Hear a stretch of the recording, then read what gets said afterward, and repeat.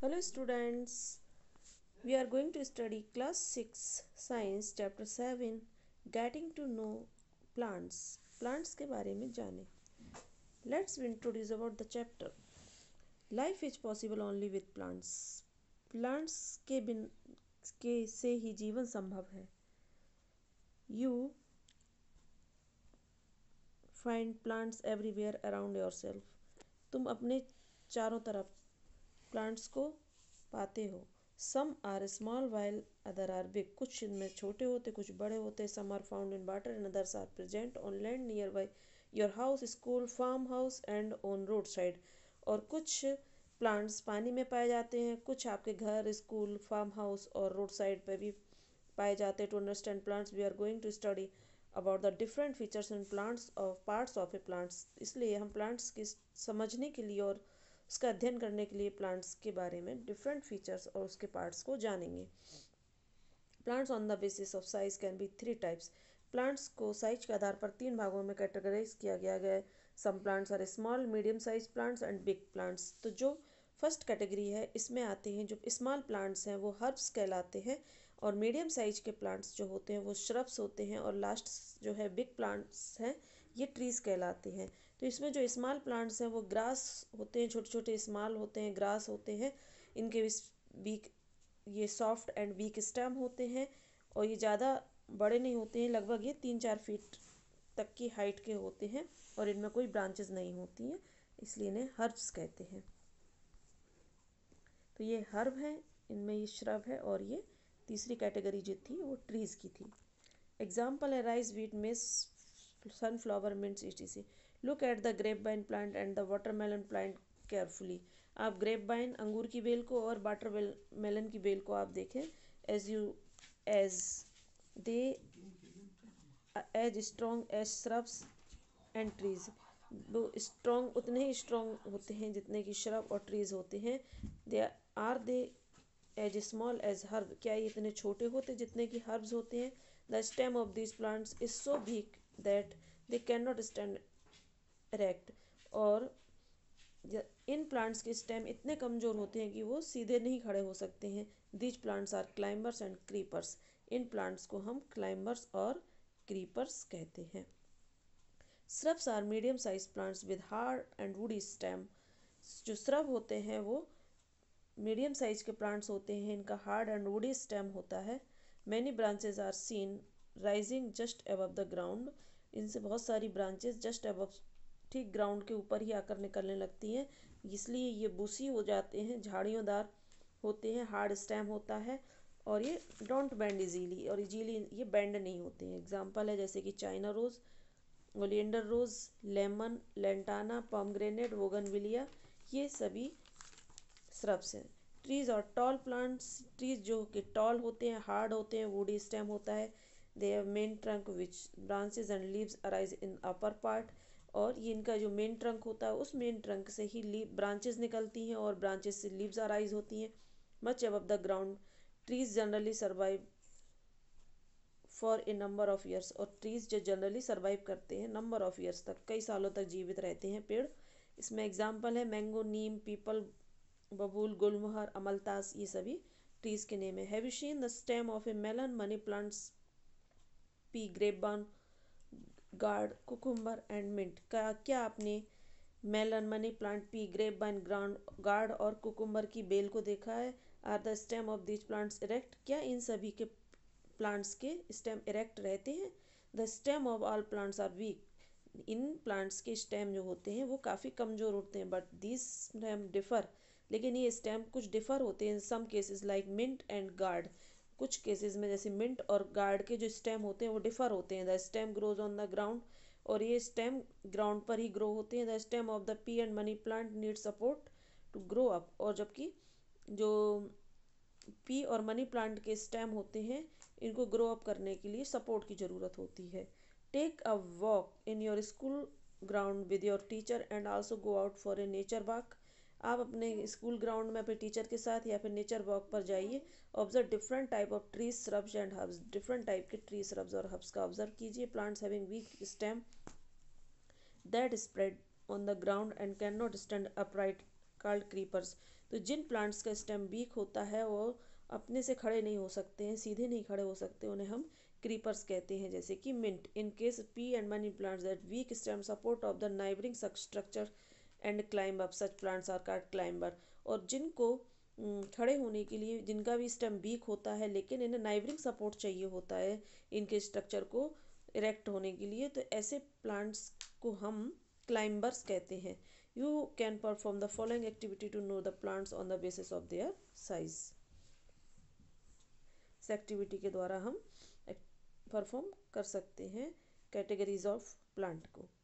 Parts of a plant, you have studied that a plants may be a herb, shrub or a tree. Now collect a herb from your garden along with an underground part. Having collected a herb, you say into what parts that you have divided this plant. इसमें आपको study करना है different type के plants, जैसे herb, shrub अपने collect करने के बाद अपने ही गार्डन से, और कलेक्ट करके फिर आप इनमें से डिवाइड करेंगे, प्लांट्स को सेग्रीगेट करेंगे।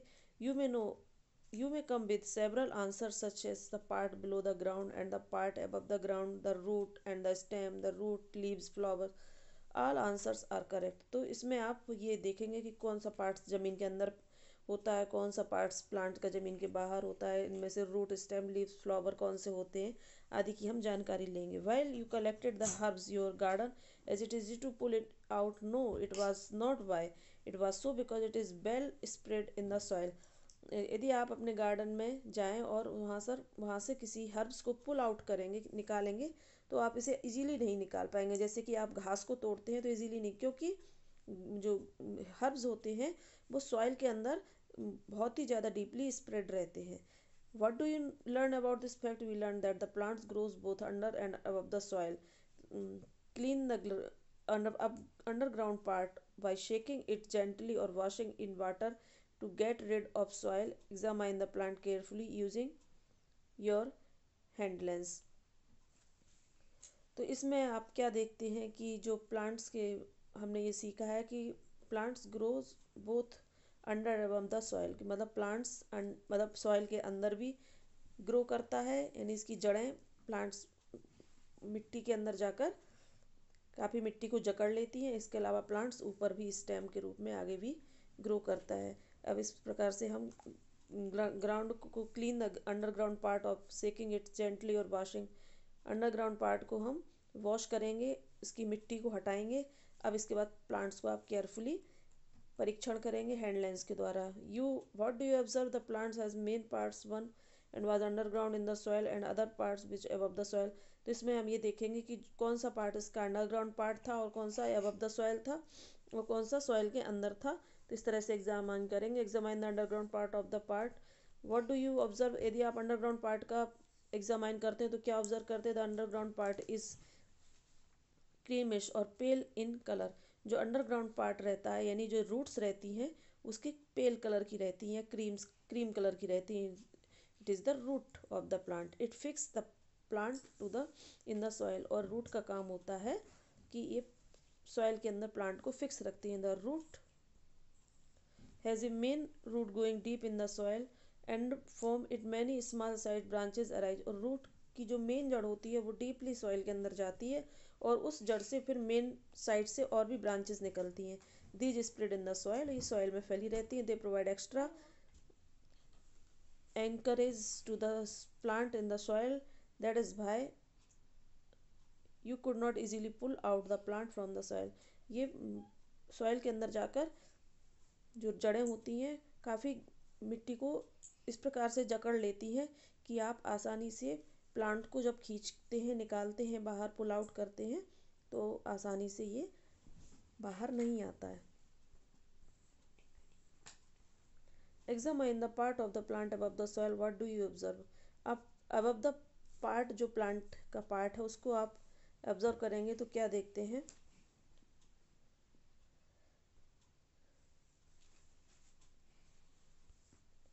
The part of the plant above the soil is generally green.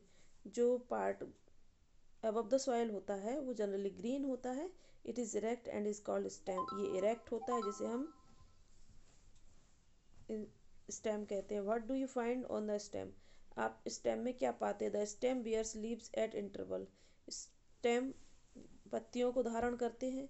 These leave arise at a particular point on each stem, और ये सभी लीव्स एक पर्टिकुलर पॉइंट से हर स्टेम में से निकलती हैं। This point on the stem where the leaf arise it is called node, और जिस पार्ट से लीफ अराइज होती है, जैसे कि जिस पॉइंट से ये पत्तियां निकलती हैं, उसे हम नोड कहते हैं।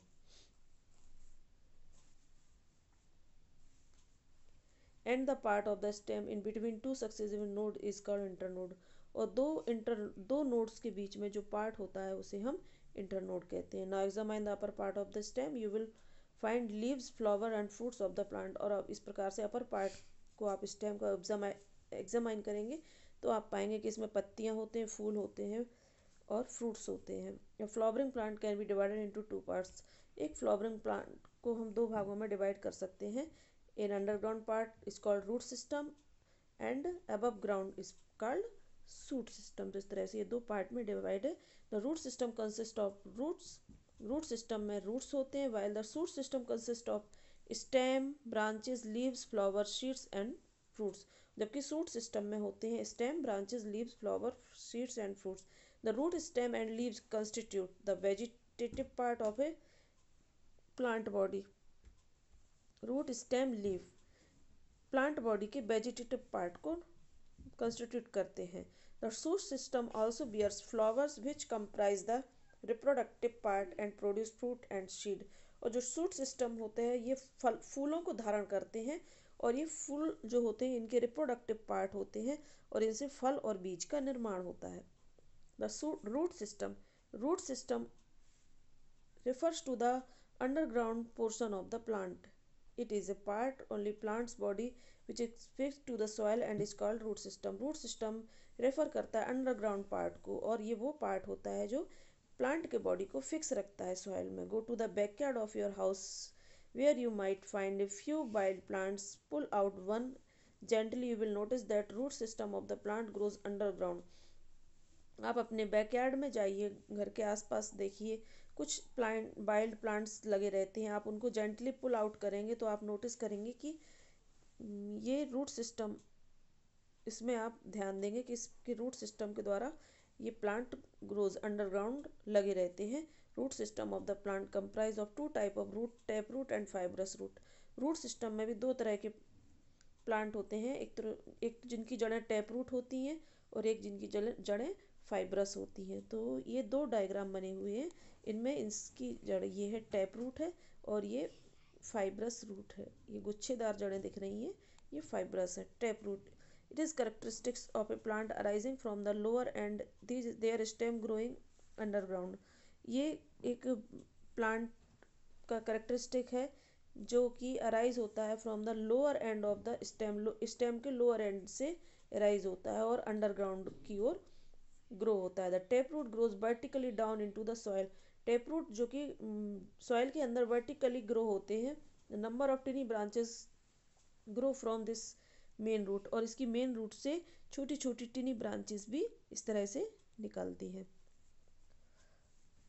While the main root is called primary root, जबकि मेन रूट को हम प्राइमरी कहते हैं, और स्मॉलर रूट्स को जो निकलती हैं साइड से छोटी छोटी सी जड़ें निकलती हैं इन्हें हम सेकेंडरी रूट कहते हैं। Plants having tap roots, mustard, neem, rose, pea, banana, beans, etc. Collect the roots of these plants and observe carefully. तो कुछ प्लांट्स जैसे कि मस्टर्ड, नीम, रोज, पी, इनकी प्लांट्स टैप रूट होती हैं। आप इन प्लांट्स को कलेक्ट करके इनकी जड़ों को आप केयरफुली ऑब्जर्व कर सकते हैं।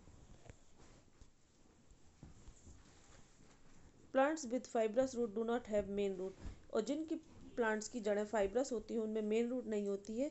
There is a bunch of roots shooting from the base of the stem and growing underground. इनमें से बंच ऑफ रूट्स, गुच्छेदार जड़ें निकलती हैं, और ये जड़ें बिल्कुल बेस में, स्टेम के बेस से ग्रोइंग अंडरग्राउंड ग्रो होती हैं। Wheat, maize, TCS well known plants has a fibrous roots.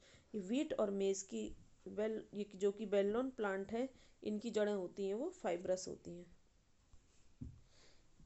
Function, do you know why plants need roots? क्या आप जानते हैं कि प्लांट्स को जड़ों की ज़रूरत क्यों होती है?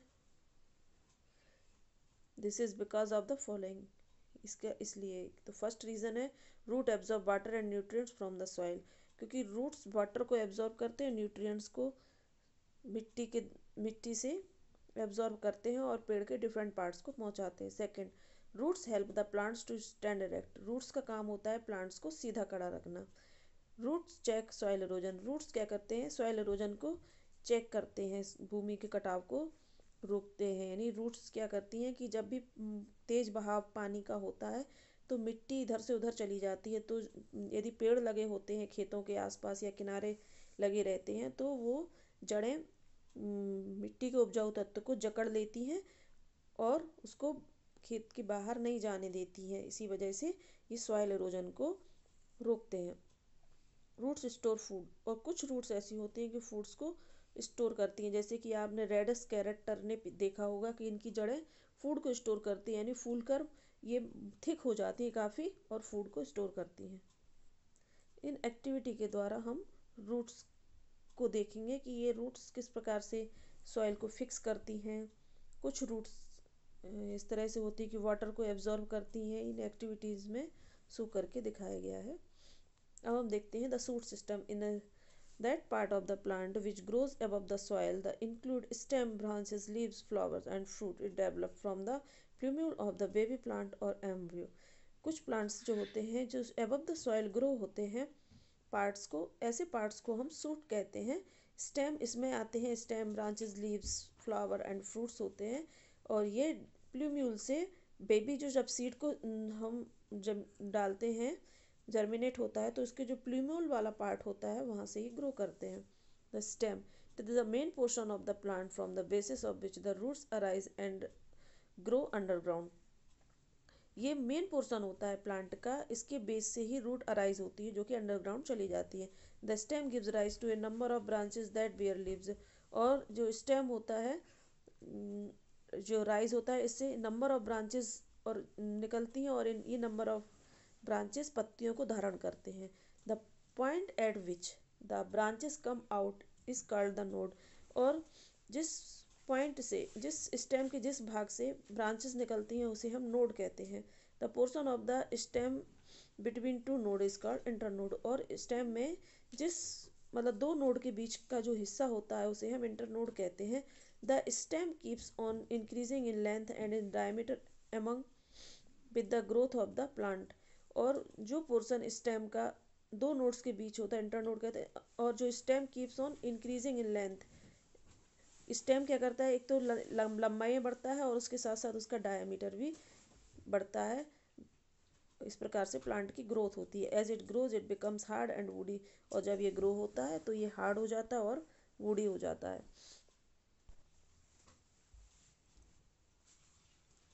It is interesting to note that the stem grows only at its tips. ये बात ध्यान देने योग्य है, इंटरेस्टिंग है कि स्टेम ओनली टिप से ही ग्रो करते हैं। This is where the apical bud is present, ये वो स्थान है जहाँ पर एपिकल बर्ड प्रेजेंट रहती है। The buds are also present in the points from where the leaves arise, और ये बर्ड्स वहाँ पर भी प्रेजेंट रहती है जिस स्थान से पत्तियाँ अराइज होती हैं। This known as axillary buds, इनको हम ऑक्सिलरी वर्ड्स कहते हैं। It's give rise to branches and leaves, और ये ब्रांचेस और लीव्स यहीं से निकलती है। When the stem grows into a thick woody and hard structure it is known as trunk, और जब ये स्टेम ग्रो होता है थिक और वुडी और हार्ड स्ट्रक्चर बना लेता है तब इसे हम ट्रंक कहते हैं। In most trees trunk is converted into bark, ज़्यादातर ट्रीज में ट्रंक कन्वर्ट हो जाता है बार्क में, यानी पेड़ों के ऊपर छाल आ जाती है तने के ऊपर, उसे हम बार्क कहते हैं। The bark protect the trunk of the tree, और बार्क का काम होता है ट्रंक को प्रोटेक्ट करना। फंक्शन ऑफ द स्टेम, तो इसके स्टेम के फंक्शन देखते हैं। प्रोवाइड सपोर्ट, स्टेम एक तो क्या है प्लांट को सपोर्ट प्रोवाइड करते हैं क्योंकि ये प्लांट को स्ट्रेट रखते हैं, सीधा रखते हैं, अपराइट रखते हैं इसीलिए। नंबर 2,